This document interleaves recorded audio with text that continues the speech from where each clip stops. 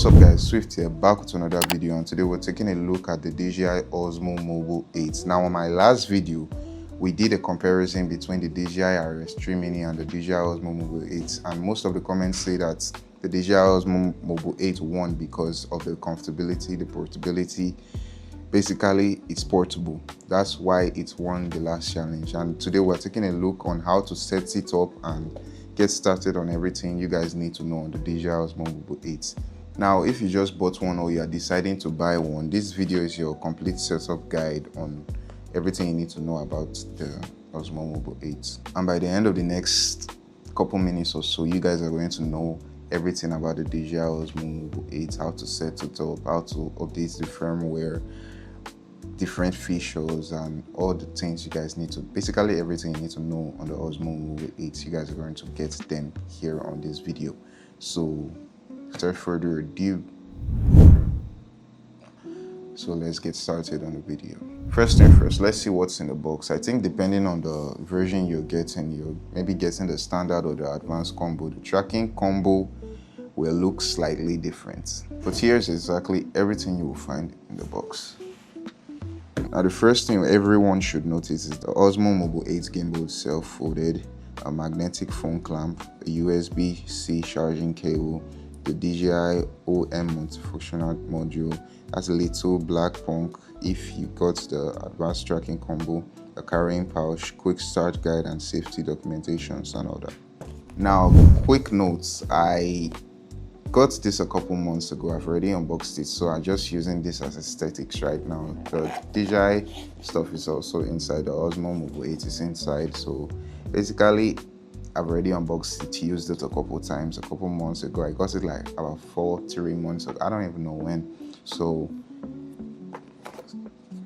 it's not gonna look new, it's not gonna be the way it is in the box, so keep that in mind in this video. Now, before anything else, you guys have to charge the gimbal. That's basically the top one priority if you're buying any type of tech product. Always charge it fully before using it, whether it's an AirPod or a phone. So if you just unboxed yours or you just got yours, basically first thing you need to do is charge the gimbal. Really charge the gimbal. There is a USB-C port on the side. Charge it with a included cable and make sure the light completely goes off before you unplug it. That's when it's actually full. You see the red light indicates that it's low, the yellow light means it's at 50, I think, I don't even know, but maybe just put it at the middle range, and the green light means it's almost full, and when it fully turns off, it's completely full. So keep that in mind if you are charging the gimbal. Now, a full charge takes about 2.5 hours, so this is a good opportunity for you to plug yours and come back to the video real quick. So I just believe you just paused the video and plugged yours. So let's get back to, and also this is where the 3-leg stand is. I'll show these things in the barrel, so it's not really that bad. I think it's kind of weak, to be honest, because when I'm trying to like demount it or stretch out this and put it back, I'm just standing it right there and I try to press it back, it really feels weak. It always presses down, bro. Now, the question on everybody's mind, can you balance the Osmo Mobile 8 like the older gimbals? And the answer is no. I've tried a couple of phones on this gimbal, like the iPhone 17 Pro Max, for example, the Samsung S24 Ultra, different types of phones, and it balances really well.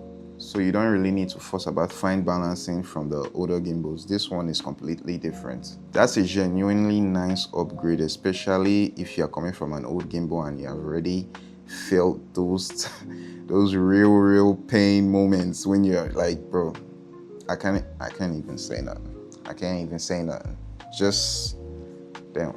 Now, here's your first real interaction with the device. You have to unfold it first off, and it immediately turns on, which is a real nice feature without the power button. The power button is actually on this M mode selection type shit. So it's all about comfort when it comes to the DJI Osmo Mobile 8. You'll feel and hear the motors initialize. The arm will settle into its home position. That's completely normal. That's just the gimbal celebrating itself every time it wakes up. Quick tip, always fold the gimbal fully. Don't leave it halfway and don't force it because you're just killing the gimbal already. Now, if you are using a case, most slim cases will work, but if you are using a much bulkier or thicker case, it will throw off the magnetic alignment. So I recommend not using a case at all or using a very slim case. Here's the key detail. If you look really close to the clamp, you'll see a camera icon. I'll show you guys in the bureau, so keep in mind of that. You'll see a camera icon and an arrow pointing upwards. Make sure that aligns with the camera every single time. So you have to make sure it's pointing towards the camera and not the other way around, because it's gonna be really bad for you. And also keep in mind, this should be aligned to the center of your phone every single time. For example, this is the iPhone 13, so it should be exactly at the middle, line up, so it doesn't throw off the balancing of the gimbal. If not, your shots are not going to come out good. Make sure it's always aligned, especially for phones like the 17 Pro Max and those types of huge phones. Make sure it's always aligned at the middle of the phone. Keep in mind. Now, once the clamp is on your phone, you just have to bring it up to the gimbal's arm and line it up, snap it into place. Boom. Now, there is a, let me just detach it. There was a little yellow I don't know what I even call it, but it's there. I need you to keep in mind, you should always line it up with the gimbal's own itself. So always make sure those tools are lined up so you can clamp well and properly be used. So now that I've clamped it, I just have to open it up and it automatically turns on and it's already balanced, just like that. So you guys can see, properly balanced. Now I can switch modes and just basically it's balanced. Switching mode, stuff like that. Now if you bought the MagSafe quick release mount instead, it will even be much easier. You literally just walk up and attach your phone directly, no clamp, none of that, just easy and fast and quick. Now you have to download the DJI Mimo app if you want the full capabilities of the DJI Osmo Mobile 8. Before you enter the app, make sure Bluetooth is already turned on your phone, because that's how the gimbal and your phone talk to each other. Open the DJI Mimo app and it should automatically detect the Osmo Mobile 8. It will prompt you to connect, so all you have to do is tap on connect and give it a few seconds to pair. Now let me give you some quick iPhone specific tip. If you are on an iPhone, after you unlock your phone, you can just easily tap on the NFC area and it will automatically bring a dock kit prompt directly. No need to dig through the app or anything like that. Now here's the nice part. Once you've connected the DJI Osmo Mobile 8 to the Mimo app, it automatically connects every single time you enter the app, so you don't really need to go back and reconnect with Bluetooth again and again. So that's a really great part. As far as you have your Bluetooth on, enter the app, it will automatically reconnect every time. If you're on a compatible Android phone with NFC, tapping the gimbal can also auto-launch the Mimo app directly, which is a nice shortcut once you know it's there. So really great. Once you've paired, DJI will automatically show you a prompt saying you should update the firmware. So you firstly need to do that before anything else. Tap update, keep the phone near the gimbal at all times, keep the app open and make sure it finishes. This can also take several minutes, so don't close the app and don't turn off your phone. It just needs to finish and you can get back to what you were doing. Simple. Firmware updates usually brings tracking improvements and firmware updates, so you should keep in mind, and also bug fixes, so you should keep in mind that you need to do them once you see them. Now that everything is paired, let's talk about what the gimbal features are. Now let's talk about the main one, power button. First off, this M button right here is what's used for power button, so you should press it once to turn it on or off. Secondly, you should know about the shutter button. Press once, about a 1 second press to take a photo. Press and hold for around 3 seconds to start video recording. Now all the joystick does is control span and tilt manually.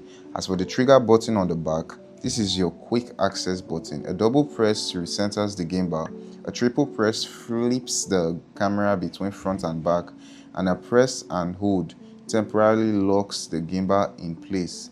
Handy for repositioning yourself without the camera following. Now, one of the standout upgrades on this specific model is the 360-degree continuous rotation, so it can go round continuously without even stopping, which is great for panoramic shots and tracking a subject that is going around on a dinner table or something like that. Now, you can get low angle shots easily with this gimbal, so you don't really have to stress when it comes to low angle shots. You can tilt the axis and all that. Now, in the Mimo app, you also see different types of follow mode: pan follow and pan tilt follow. Those are the two main ones when you're starting out. Pan follow keeps the horizon lock while letting the camera swivel side to side with you.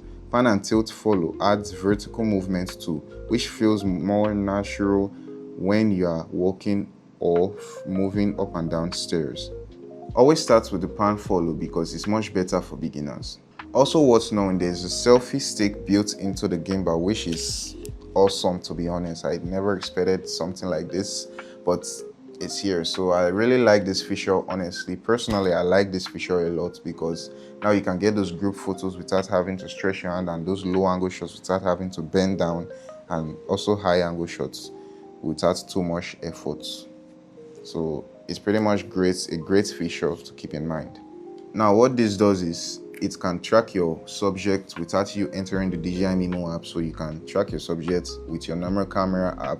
It also has gesture control and different types of features. It also has key lights, and it helps for you to connect to maybe a DJI Mic Mini or something like that. So it also has, it's a great tool, to be honest, because it helps a lot and makes the job much more easier. It can track pets and also humans too. And even without the module, the gimbal can still track with the DJI Mimo app, so it's really great. It's a great tool to buy if you're a mobile creator or you just need something to get those BTS, behind the scenes, on your footages. And if you're on an iPhone, it also has a dock kit support, which is what powers that NFC pairing that we set up earlier. It lets the gimbal track your subject using Apple's own camera tracking framework, which tends to feel very smooth and responsive. To track your subject, you just have to open the Mimo viewfinder and the gimbal will lock on and track your subject as they move. Alright, let's do a fast recap of everything we just covered. Unbox and check everything against the list. Full charge the gimbal about 2.5 hours. Unfold it, which auto powers it on. Mount your phone using the magnetic clamp arrow facing the gimbal.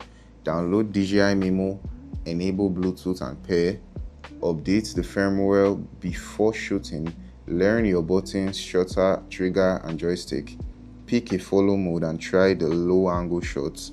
Set up tracking with the multifunctional module, Active Track, or dock kit.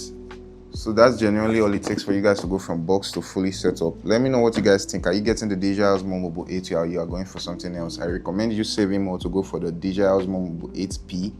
Or if you're on a budget, you can just go for the DJI Osmo Mobile 8. Let me know in the comments what you guys think of this video, and make sure to like, subscribe, comment what you guys think. I've already said that a couple of times, but just like and subscribe. Let me know what you guys think, and I'll see you in the next one. Swift out.